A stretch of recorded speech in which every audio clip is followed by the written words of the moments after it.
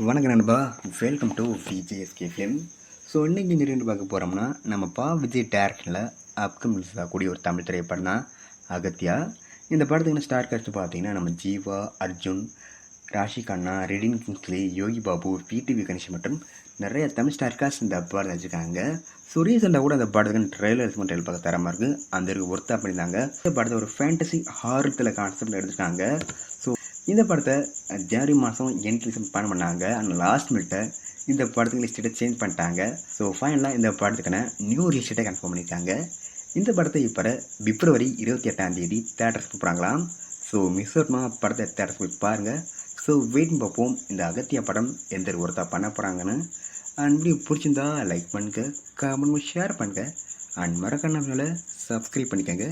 மீண்டும் இது போன்ற வீடியோவில் சந்திப்போம்.